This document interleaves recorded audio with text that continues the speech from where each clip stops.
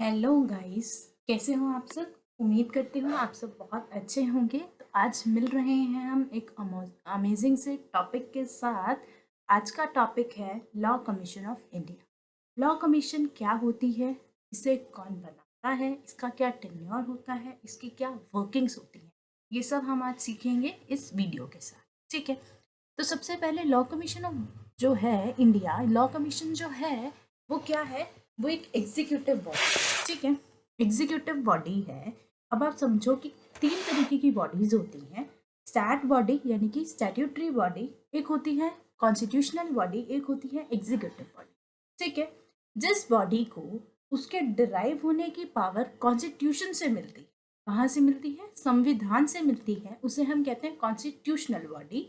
जिस बॉडी को उसकी पावर्स डिराइव होती हैं पार्लियामेंट से, एक्ट ऑफ पार्लियामेंट, यानी कि वो एक्ट, वो लॉ जो पास हुआ है पार्लियामेंट में, अगर वहां से किसी बॉडी को पावर मिलती है तो उसे कहते हैं स्टैट्यूटरी बॉडी।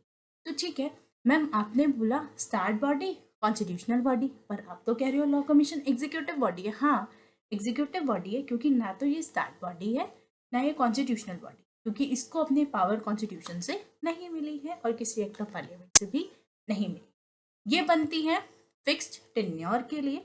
इसका काम होता है एडवाइस करने। ये एडवाइस किसको करती है? Ministry of law and justice को। ठीक है। इसमें कौन लोग होते हैं? Legal experts. इनका काम क्या होता है? लॉ कमीशन ऑफ इंडिया जो है वो रिपोर्ट्स बनाती है। रिपोर्ट्स बना के किसको देती है? गवर्नमेंट को देती है। इसको लॉ कमीशन को बनाया किसने? गवर्नमेंट ने। तो ये अपनी रिपोर्ट बना के किसको देती है? गवर्नमेंट को देती है। अब क्या ये जो अपनी रिपोर्ट बना के गवर्नमेंट को देती है, क्या गवर्नमेंट बाउंड होती है कि इनकी जो भी रिकमेंडेशंस हैं, इनकी जो भी रिपोर्ट्स हैं, इनको माने? तो ऐसा नहीं होता। वो इनकी रिकमेंडेशंस को एक्सेप्ट भी कर सकती हैं और रिजेक्ट भी कर सकती हैं। ठीक है।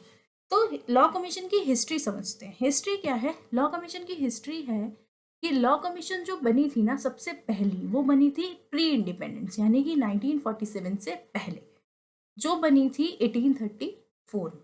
कैसे बनी थी? As a result of charter act. एक चार्टर एक्ट था 1833, उसके अकॉर्डिंग बनी थी, उसके दायरे में बनी थी, under the chairmanship of this one. ठीक है, इनकी चेयरमैनशिप में बनी थी, यानी कि ये जो पर्सन्स थे ना, ये उसमें चेयरमैन उस लॉ कमीशन। ठीक है। तो अगर आप हिस्ट्री जानेंगे तो आपको पढ़ना पड़ेगा कि फर्स्ट कमीशन ने क्या रिकमेंडेशंस दी थी, उसकी वजह से इंडियन पीनल कोड और क्रिमिनल प्रोसीजर कोड बना।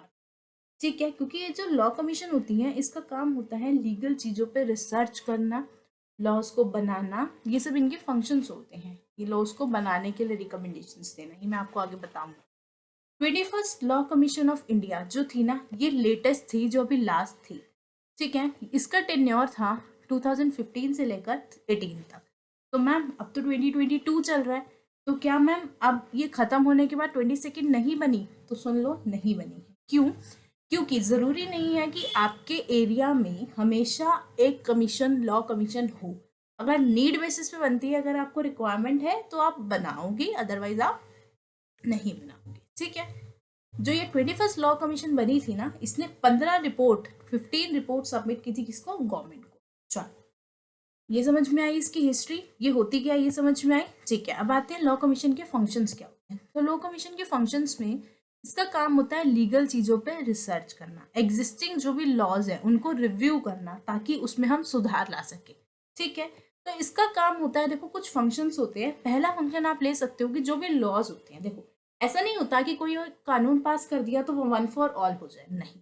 एक कानून पास करने के बाद टाइम टू टाइम उसमें इकोनॉमी के चेंजेस के हिसाब से, इन्वायरमेंट चेंजेस के हिसाब से आपको उसमें चेंज करना होता है, क्योंकि वो ऑब्सोलीट हो जाता है, पुराना हो जाता है, तो आपको उसको रिपील करना है। तो लॉ कमीशन देखती है, उस पर रिसर्च करती है लॉज पे, कि उसको साथ साथ चेंजेस के अकॉर्डिंग रिपील करना है, रिवाइज करना है, वो सब चीज़ें। ठीक है। अब ऐसा नहीं है कि लॉ कमीशन सिर्फ रिपील वाले लॉज के लिए देखती है, अगर कोई नया लॉ बनाना है उसके लिए भी रिकमेंडेशंस देती है। ठीक है। अपने व्यूज देती है किस पे? Law and judicial administration. ठीक है। ये अपने व्यूज सबमिट करती हैं कि कैसे कैसे चीज़ें होनी चाहिए। ये रिक्वेस्ट को कंसीडर करती हैं। मान लो कि इसके पास रिक्वेस्ट चाहिए कि किसी फॉरेन कंट्री में आपको ये डेटा पे रिसर्च करके देना है, तो ये उस पर भी काम करती है। एग्जिस्टिंग लॉज में कैसे जेंडर इक्वालिटी रखनी है, ये उसको भी देखती है, क्योंकि एक जो चीज बनी हमें उस पर जस्टिस रखना है, सबके साथ एक जैसा रखना है, इक्वालिटी रखनी है। तो टाइम टू टाइम देखते हैं कि किसी लॉ में कुछ ऐसा तो नहीं हो रहा जो अनइक्वालिटी कर रहा है, जो जेंडर इक्वालिटी की जो भी प्रिंसिपल है उसको फॉलो नहीं कर रहा है, तो ये वो देखती हैं।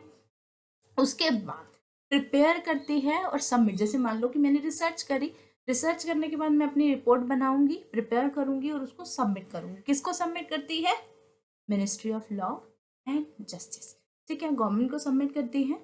और गवर्नमेंट बाउंड होती है कि इसकी रिपोर्ट्स को मानने के लिए? तो नहीं, ऐसा जरूरी नहीं है। अगर वो मानना चाहे तो मानेगी, नहीं मानना चाहे तो नहीं मानेगी। आगे आ जाओ। अब लॉ कमीशन की वर्किंग्स क्या होती हैं, तो इसके लिए प्लीज आप ये पढ़ना मत, मेरी बात 2 मिनट सुन लो, आपको समझ में आ जाएगा। लॉ कमीशन का देखो काम क्या होता है। ये जो है ना, ये कोऑर्डिनेशन में काम करती है, किसके साथ? Ministry of law and justice के साथ, ठीक है। इसका काम होता है रिसर्च ओरिएंटेड। इसको कोई टॉपिक मिलता है कि आपको इस लॉ पे या इस असाइंड एजेंडा पे काम करना है, ये उस पर रिसर्च करती है, अपनी रिपोर्ट बनाती है। एक बार जब इसने अपनी रिपोर्ट बना दी तो वो अपनी रिपोर्ट किसको सबमिट करती है? मिनिस्ट्री ऑफ लॉ को एंड जस्टिस को, ठीक है। अब जैसे ही लॉ कमीशन ने अपनी रिपोर्ट किसको दे दी? Ministry of law and justice. मेरा काम खत्म, लॉ कमीशन का काम हो गया खत्म, क्योंकि अब इस पे काम कौन करेगा? Ministry of law and justice. अब वो देखेगा, पढ़ेगा, इस पे अपने रिमार्क्स डालेगा, इसने जो भी रिपोर्ट्स दी, रिकमेंडेशंस दी, और उसको सबमिट कर देगा रेलेवेंट मिनिस्ट्रीज को। अब आप बोलोगे मैम रेलेवेंट मिनिस्ट्री, समझो मेरी बात सुनना। मान लो लॉ कमीशन ने काम किया कंपनीज एक्ट 2013 पे। अब तो कंपनीज एक्ट 2013 के लिए मिनिस्ट्री कौन होगी? Ministry of corporate affairs. तो जैसे ही लॉ कमीशन ने जो कंपनीज एक्ट है उस पर रिकमेंडेशंस दी, और वो किसको दी? Ministry of law and justice को। तो उसने क्या किया? अपने रिमार्क्स डाल के किसको सबमिट कर दिया? मिनिस्ट्री ऑफ कॉर्पोरेट अफेयर्स को। अब मिनिस्ट्री ऑफ कॉर्पोरेट अफेयर्स देखेगा, अगर उसे लगेगा कि इस रिकमेंडेशंस को इम्प्लीमेंट करना है तो वो इसको क्या करेंगे? हम इसको जो है ड्राफ्ट लेजिस्लेशन बना देंगे, एक ड्राफ्ट लॉ बना देंगे और उसको सबमिट करेगा। जो भी सबमिट किया था, हमें एक ड्राफ्ट दिया था ना लॉ कमीशन ने, उसको मैं क्या कर दूंगी? ड्राफ्ट जो है लेजिस्लेशन बन जाएगा और उसको हम पार्लियामेंट के आगे अपीयर करेंगे, उसके आगे रखेंगे, ठीक है। तो ये काम होता है। जरूरी नहीं है कि जो उसने रिकमेंडेशन दी वो ministry of law and justice माने, और वो माने तो वो हमें दे, दूसरी मिनिस्ट्रीज को दे, और ये भी जरूरी नहीं है कि बाकी मिनिस्ट्रीज भी ministry of law and justice की जो भी रिकमेंडेशन आई है लॉ कमीशन के थ्रू वो उससे बाउंड हो, ऐसा नहीं, ठीक है। समझ में आया? उसके बाद how law commission is establish कैसे होती है? मैंने आपको स्टार्टिंग से ही बोल रही हूँ, लॉ कमीशन को गवर्नमेंट बनाती है। ऐसा कुछ भी नहीं है कि एक लॉ कमीशन अगर खत्म हो जाए तो दूसरी बनानी जरूरी है, ये बात कान में डाल लो। और लॉ कमीशन जब भी खत्म होने वाली होती है, उसका टेन्योर खत्म होने वाला होता है, दूसरी लॉ कमीशन हम लाते हैं। कौन लाता है? Central government. कैसे? रेजोल्यूशन पास करके। रेजोल्यूशन पास करने के बाद प्रेसिडेंट इस पर अपनी असेंट देता है और फिर हम उस लॉ कमीशन को बनाते हैं। उसमें कौन रहेगा, कौन चेयरमैन रहेगा, ये कौन डिसाइड करती है? सेंट्रल गवर्नमेंट, ठीक है। अब यहाँ पे है प्रेसिडेंट, प्रेसिडेंट अपनी असेंट देता है, और कोई भी जब हमें लॉ बनाना होता है उसमें पार्लियामेंट के आगे रखना होता है। दोनों वर्ड अलग है, पी से है पर अलग है, ठीक है। जिसको नहीं पता वो कंफ्यूज हो जाता है, दैट्स वाई मैं यहाँ पे बता रही हूँ। अब लॉ कमीशन की कॉम्पोजिशन कैसी होती है? एक चेयरमैन होता है, एक परमानेंट मेंबर होता है, एक मेंबर सेक्रेटरी होता है, 6 पार्ट टाइम मेंबर्स होते हैं। अगर आपको देखना है कि 21st लॉ कमीशन में कौन कौन था, तो ये रहा इसका कॉम्पोजिशन। एक फुल टाइम चेयरमैन था, 4 टाइम मेंबर्स थे, फुल टाइम मेंबर्स, सेक्रेटरी थे 2 और 5 परमानेंट मेंबर्स थे, ठीक है।